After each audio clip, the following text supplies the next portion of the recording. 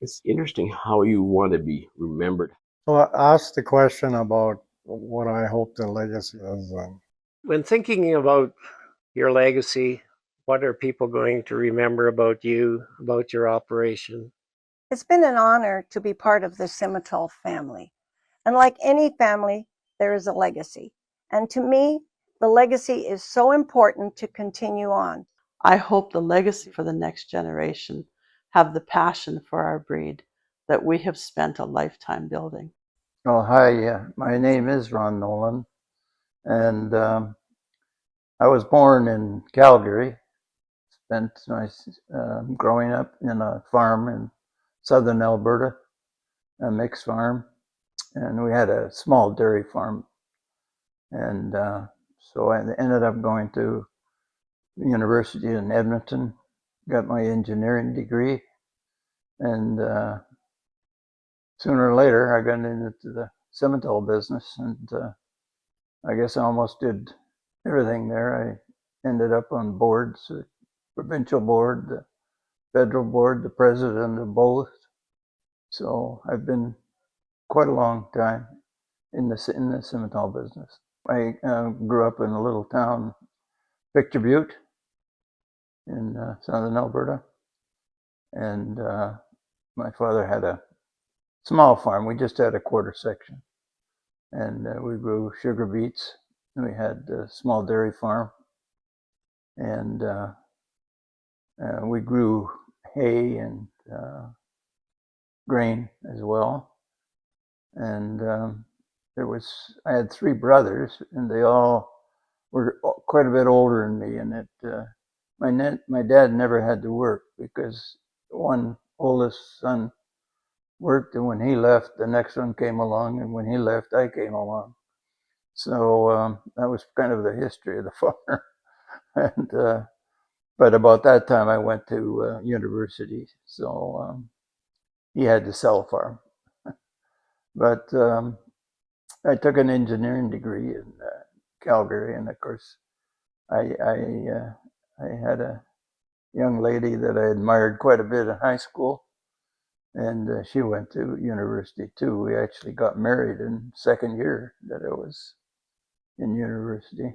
Uh, Carla Bath was her name, and I guess we were connected for 70 years, as far as I can figure it out. And she passed away this after Christmas this year. Well, cover my career as an engineer. I worked for this in those days was called Calgary Power, and we lived in Calgary, and I worked, I guess, 5 years or something, and we moved east and went to Montreal. I worked in the paper business, pulp mills, paper mills, that kind of thing. And then I joined an engineering company and moved to Toronto. The engineering company was called Hatch, and was a small company in those days, but it grew, and I guess ultimately I ended up with the reins of the company. That was about the same time as I bought Bar 5 West. But before that, when we lived in Toronto, both of us being from our roots in the farm, we felt that we should buy a farm more or less like a cottage. But unfortunately, we got caught up by cows and calves and all this, and we ended up getting into the Simmental business.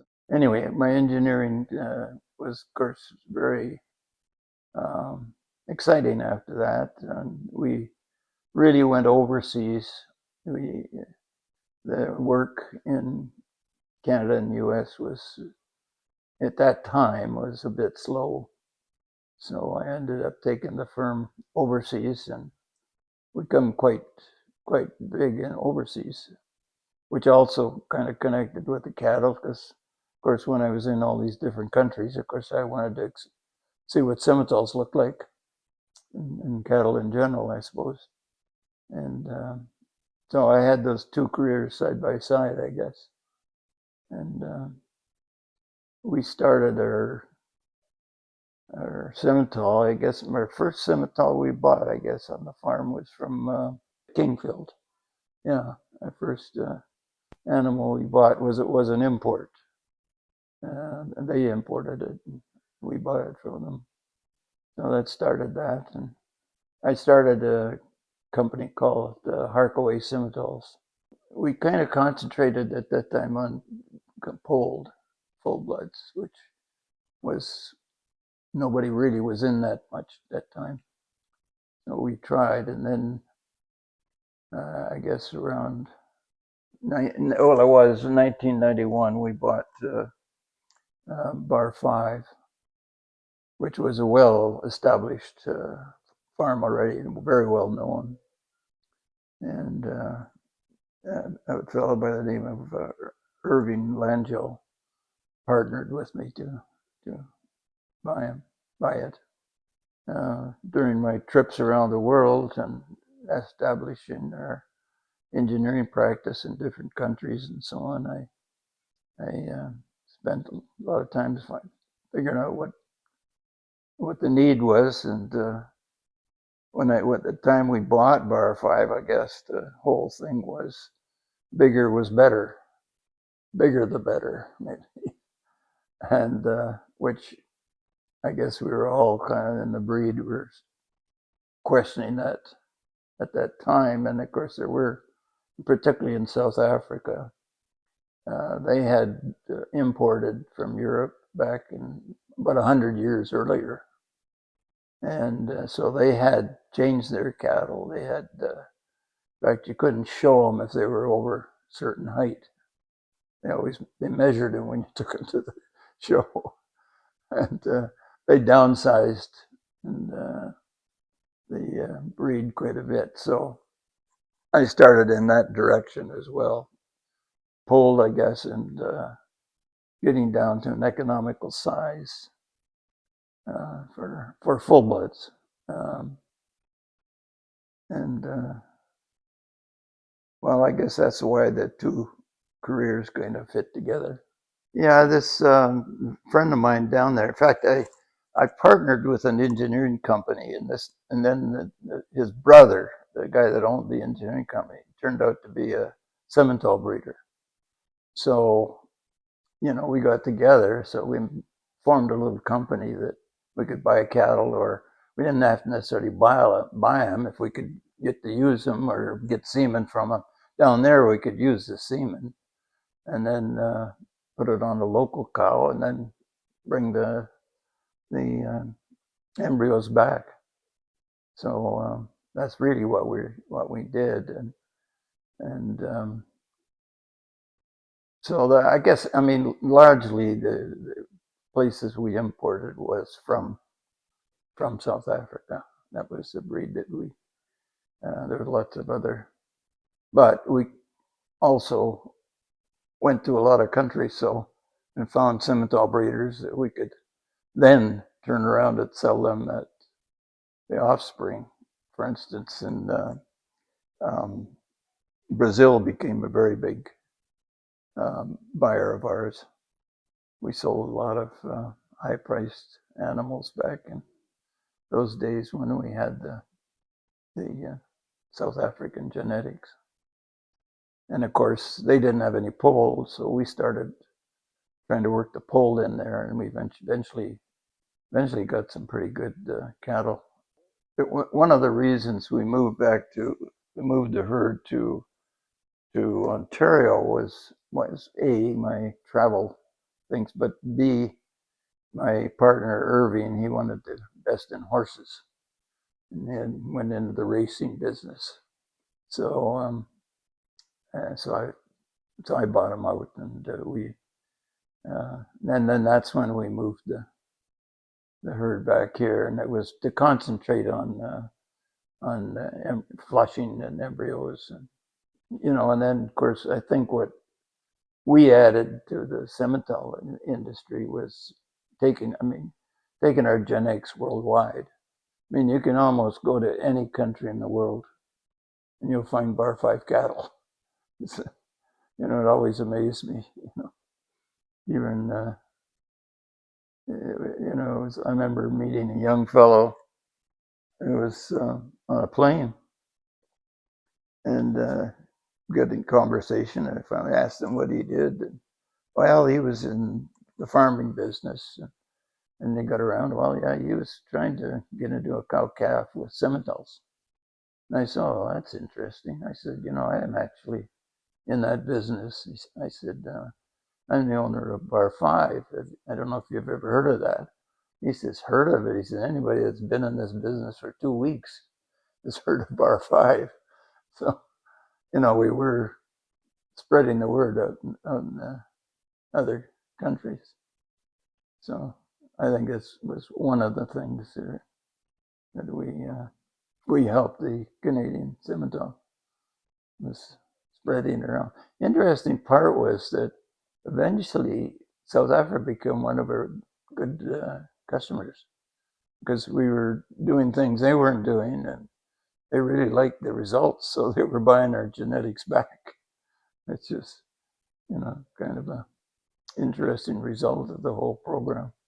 Their sales are quite a bit more exciting back then. Yeah, I when I was in the U.S. The World Congress when it was in Dallas. I remember one of the speakers there. He looked out over the audience. It was huge. I mean, they really filled this big place in Dallas there. And he says, "My gosh," he says, "this looks like a Bar 5 party." So I guess that I can't remember if whether I had bought it by that time. Can I think about it? But yeah, I carried that on when I got to when I brought the herd to Ontario. We had some great parties. It was smaller because there's not still, a lot of people would fly in, fly out, and didn't have time for parties, But there was a lot of the Ontario farmers really enjoyed it. We brought a lot of genetics with us, and we bought a lot of, to some degree, we partly started over. We went and bought recipients and cabbed them out and got the herd going again. But there was certainly truckloads that we came back and forth. We did drive between Markdale and Brandon quite a bit. Well, back in the original days, there was things like Lacombe Achilles and Crown Royal. Acceleration was about the time I took over. I think they sold it the same year. Eastwood came after that. That was one of mine, and Extra Best, of course. Those are some of them. And Tosca, of course, was an import. And Bar 5 Optimal was it was one of our first South African genetics. We sold it to Brazil, and the fellow in Brazil resold it. He sold it for $1 million US at the time. I mean, we didn't get any. I can't remember what we sold it for. Probably 60,000 or something. And then Lady Siska there's a couple of Lady Siskas, but they were tremendous females, just tremendous. I mean, we didn't have enough sense to really push enough of them out, but I think we sold both of those for 50 or 60,000, which maybe is nothing today. But Evolution was one that kind of stands out too, because he ended up to be a homozygous foaled South African. Yeah, Scarlett was she was quite active on the farm. I mean, she drove tractor, and she did a lot of the what farming we did. Although we did quite a bit of farming when I think about it. I keep talking about cattle, but and she had 3 kids, and trying to keep track of them on the farm and their jokes and so on, and I guess my son was driving the tractor once. We had square baler in those days, and we had a wagon being towed behind it. And then Carla and I were both on the wagon, just doing the stacking. And like he did, I don't know, he stopped quickly or something. And she went head first. She stomped off and said she wasn't going to do any more. She'd go to the house. But she was a trooper. She did really well. I mean, and then she got involved in the Simmentals with the Simbels for many years. I don't know how long. And, she was a secretary treasurer. I guess that's what they called her. I don't know. When she passed away, she still had a bank account there for them. Nobody quite knew what to do with it. So I donated it to the uh, young Simmentalers in Ontario. Anyway, she was very faithful to do all that. Of course, she was on the board of the provincial association. I can't remember if she was president or not. I think she was, actually. Yeah. So she was a trooper when it came to the Simmentals, and she was established all the parties and that we were doing. She said, so it'd be tough to have done without her, I guess. Yeah, I was on the provincial board for a number of years, and I was president. I guess for 2 years. I don't know. I think I was. Yeah, and of course I was on the Canadian board, and I was the president for 2 years as well. And don't ask me the dates because I don't really remember. But yeah, I was quite involved in all these boards, and besides the engineering boards I was on. At the same time, I was president of the Canadian engineering. It's not just it, there's about they nominate 30-40 engineers every year. They're sort of the top engineers in Canada, and there's usually about 400 engineers from all of Canada that belong to this association, and I was president of that for a couple of years, and so I was busy on other things too, hospital boards. But anyways, I was a busy guy back in those days, and when I look back at it, I don't quite understand how I maintained my senses. I enjoyed the people, I guess, is the best part of it, really. And I went to a lot of the congresses, and in Europe and all kinds, Denmark and South Africa and U.S. and I guess Switzerland. I don't know. I went to a lot of them because, all Simmental people seem to be nice people, no matter where they live. And so I enjoyed the people an awful lot. Yeah, we traveled quite a bit with the kids, and we took them to many of these congresses, in the different parts of the world. And I think and some of the grandchildren went too. Yeah, we had some good times. I think they got quite a bit out of it. Yeah, and I hope they got the takeaway from the farm life and so on, which I think they did. I was in one country, I can't remember where. It was in Europe, and I don't know. Anyway, like you go to a farm visit, and the guy explains his cattle and shows him. He was so proud of this bull calf he had, and he started to describe it, and everything, and the whole crowd that was around, they started laughing because he was talking to me. I was leaning over the fence, and he was telling me all about this thing. He didn't realize I was Bar 5, the animal he was talking about. You know. Well, I hope my legacy is remembered by, I guess, first of all, the cattle that we tried to develop and did develop, I suppose, but probably mostly, the legacy I think I left is getting the breed, the Simmental breed, the Canadian Simmental breed, spread around the world.